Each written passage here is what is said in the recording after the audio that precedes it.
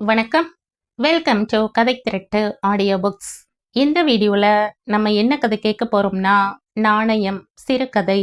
நம்ம சேனலை இது வரைக்கும் சப்ஸ்கிரைப் பண்ணாதவங்க சப்ஸ்கிரைப் பண்ணுங்க. பக்கத்தில் இருக்கிற பெல் ஐக்கானை கிளிக் பண்ணி ஆல்ங்கிற ஆப்ஷனை ப்ரெஸ் பண்ணுங்க.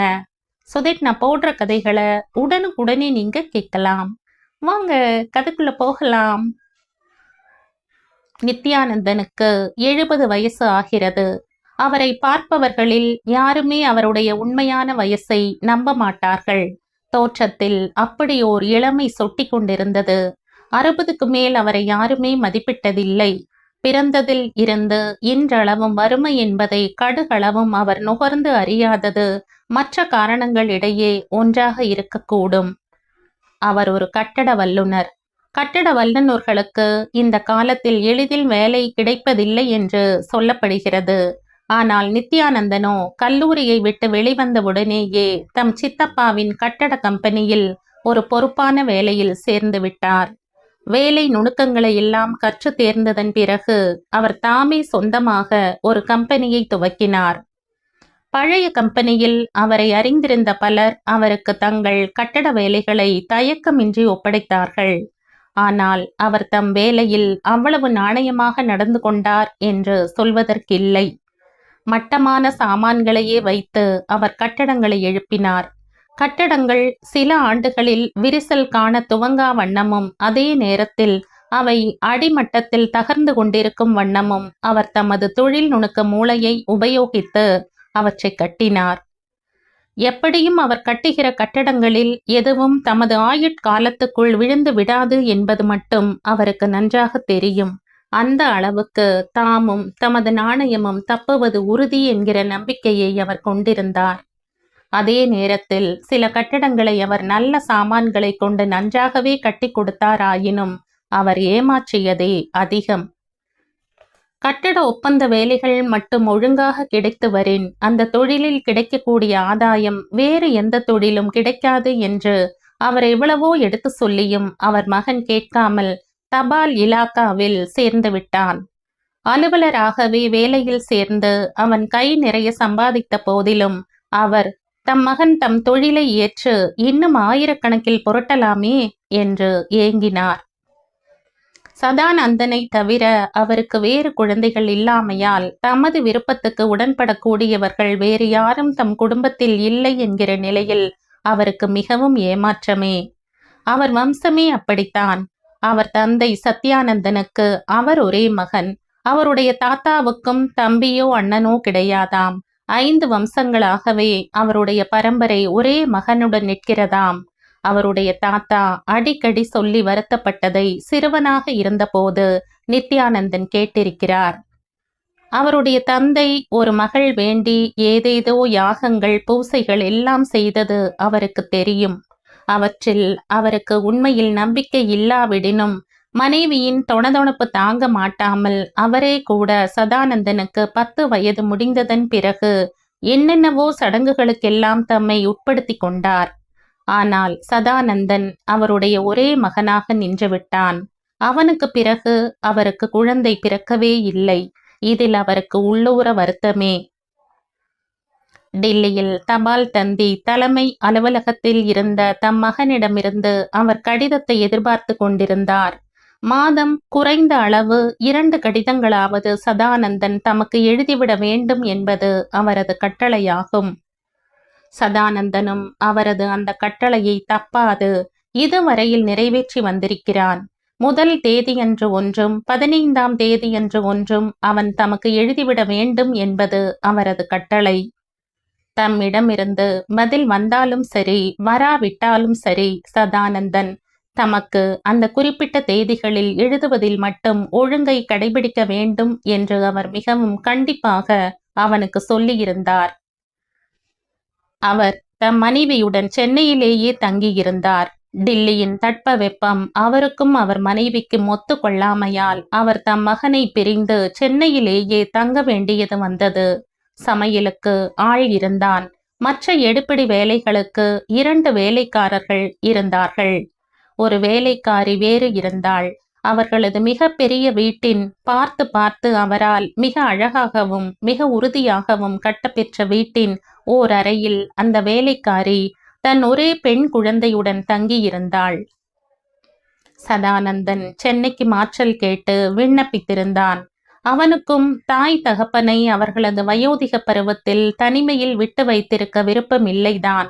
தவிர அவனுடைய ஒரே மகன் பிரம்மானந்தன் தாத்தா பாட்டியிடம் மிகவும் ஒட்டுதலாக இருப்பவனாதலின் தான் டில்லிக்கு மாற்றப்பட்டு வந்ததன் பிறகு கடந்த 6 மாதங்களில் குழந்தை மிகவும் வாடி இருப்பதை அவன் உணர்ந்திருந்ததும் அவன் தாய் தகப்பனுடன் இருக்க விரும்பியதற்கு ஒரு காரணமாகும். நித்யானந்தனுக்கு தம் பேர குழந்தையின் நினைவு வந்தது. தம் மகன்தான் தம் சொற்பேச்சு கேட்காமல் வறட்சியும் விறுவிறுப்பற்றதுமான ஒரு வேலையில் சேர்ந்தது அவரை வெகுவாக உறுத்தி கொண்டிருந்ததால் தம் பேர குழந்தையாகிலும் தம்மை போன்றே ஓர் இன்ஜினியராகி ஆயிரக்கணக்கான பணத்தில் புரள வேண்டும் என்று அவர் ஆசைப்பட்டார். அந்த தமது ஆசையை அவர் வாய் விட்டு தம் மகன் சதானந்தனிடமே அடிக்கடி சொல்லியிருக்கிறார். சதானந்தன் பதில் ஏதும் கூறாது சிரித்து கொண்டு சும்மா இருப்பான். நித்யானந்தன் கடியாரத்தை பார்த்தார். சுவரிலேயே பதிக்கப்பட்ட அந்த கடியாரம் இன்றைய விலையில் 500 ரூபாய் தாராளமாக பெறும். அதில் மணி 9 ஆகிக் கொண்டிருந்தது. தபால்காரர் இனிமேல்தான் வருவார். சில நாட்களில் 10:30 வருவார். சில நாட்களில் 11:30 மேல் கூட ஆகிவிடுகிறது.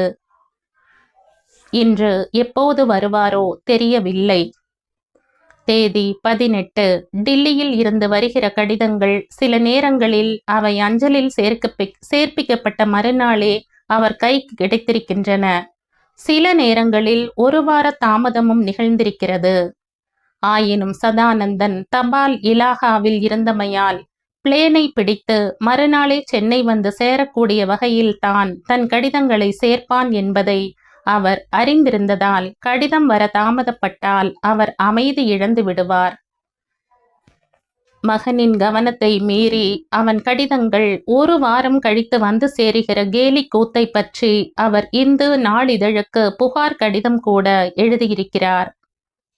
சமையல் ஆகிவிட்டது, சாப்பிடலாமா என்று கேட்டுக்கொண்டு அவர் மனைவி மரகதம் அவருக்கு முன்னால் வந்து நின்றாள்.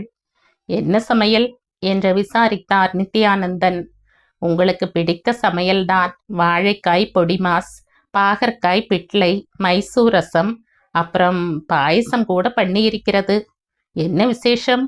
உங்களுக்கே ஞாபகம் வருகிறதா பார்க்கலாம் என்றுதான் இதுவரை சொல்லாமல் இருந்தேன். நம் பிரம்மானந்தனுக்கு இன்று பிறந்த நாள் நட்சத்திரம். ஓஹோ, நானும் போன வாரமெல்லாம் நினைத்து கொண்டுதான் இருந்தேன். அப்புறம் அது நினைவில் இல்லை. கொஞ்ச நேரம் போகட்டும், 10 மணிக்கு சாப்பிடலாம். பசியே இல்லை. போஸ்ட்மேன் வருகிறாரா என்று பார்த்துவிட்டு வருகிறேன். சதானந்தத்திடமிருந்து கடிதம் வரவேண்டிய கெடு தாண்டி விட்டது போலிருக்கிறதே. ஆமாம் மரகதம், அதுதான் நானும் கவலைப்பட்டு கொண்டிருக்கிறேன். ஒரு தடவை கூட அவன் தேதி தவறி கடிதம் எழுதியதில்லை. மரகதம் உள்ளே போனாள். பிரம்மாந்தனுக்கு 8 வயசு முடிய போகிறது. படு சுட்டி பயல்.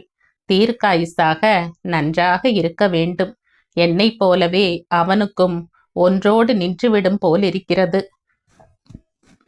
அவனையும் ஏதாவது சடங்குகள், யாத்திரை செய்ய சொல்லி பார்க்கலாமா? ஆமாம், அதிலெல்லாம் என்ன இருக்கிறது? எல்லாம் மூடத்தனம் என்று அவர் சூழ் கொட்டினார். கடியாரத்தின் வினாடி முள் நகர்ந்து கொண்டே இருந்தது.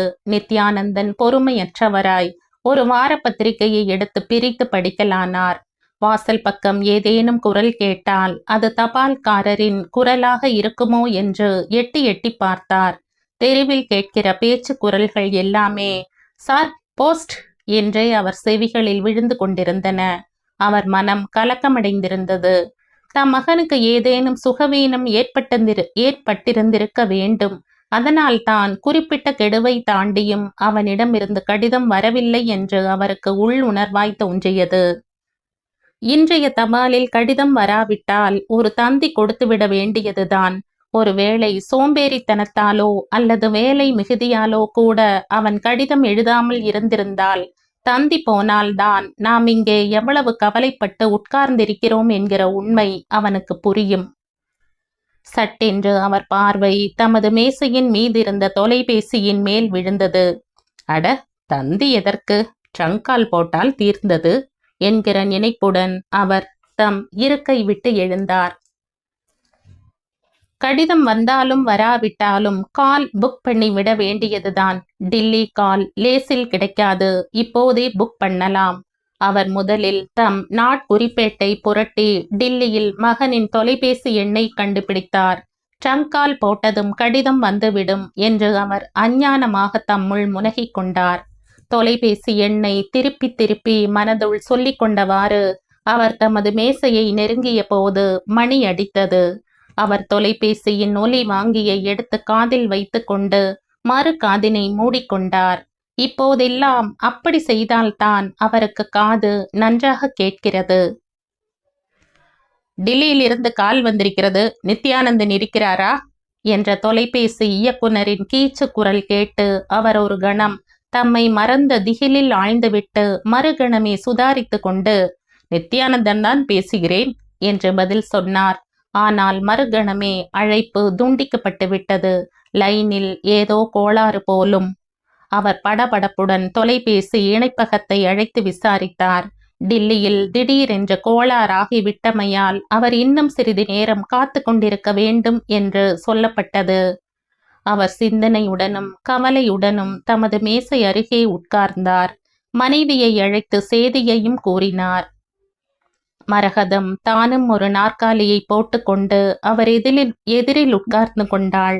பக்கத்து வீட்டில் தபால் போடப்பட்டதும் தபால்காரரின் குரலும் கேட்டன.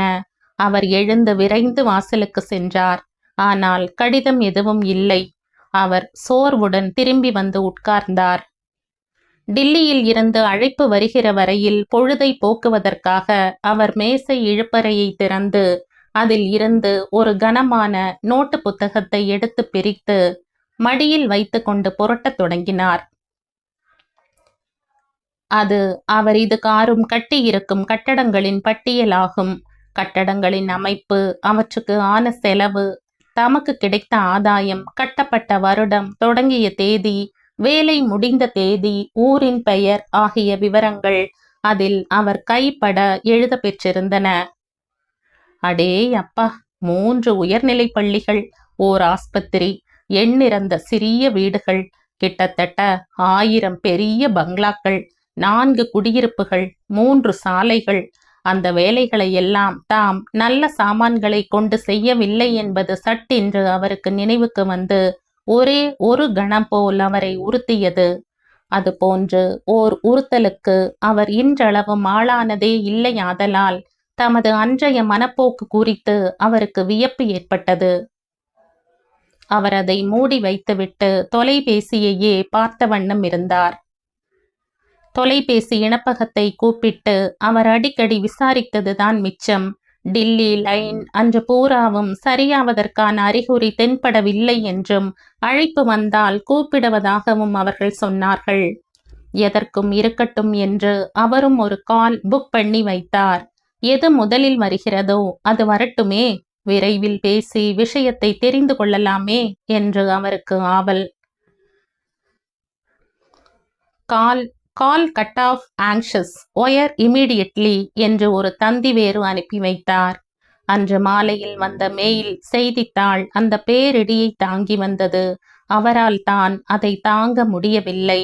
டில்லி கரோல் பாக்கில் உள்ள ஒரு பள்ளிக்கூடம் இடிந்து விழுந்ததையும், பல குழந்தைகளின் சாவையும், பல குழந்தைகளின் கவலைக்கிடமான காயங்களையும் பற்றிய அந்த செய்தியை பார்த்ததும் நித்யானந்தனுக்கு தலையை சுற்றியது.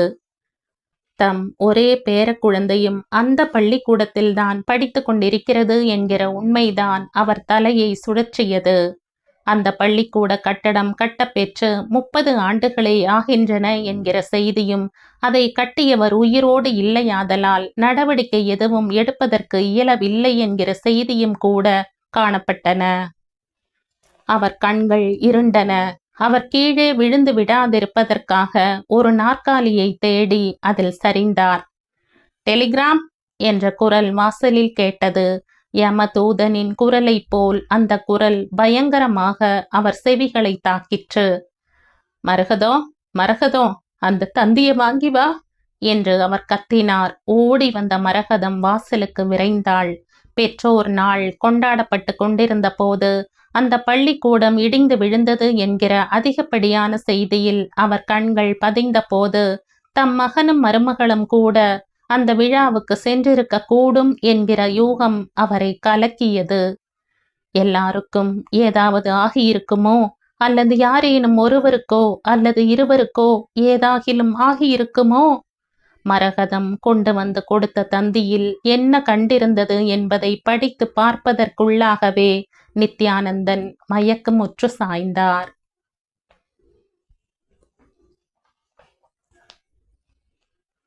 1974ஆம் ஆண்டு வெளிவந்த சிறுகதை இது. இந்த கதை உங்களுக்கு பிடிச்சிருந்தா லைக் பண்ணுங்க, ஷேர் பண்ணுங்க, சப்ஸ்கிரைப் பண்ணுங்க. மற்றும் ஒரு இன்ட்ரெஸ்டிங்கான கதையோட அடுத்த வீடியோல சந்திப்போம். பை. தேங்க்யூ.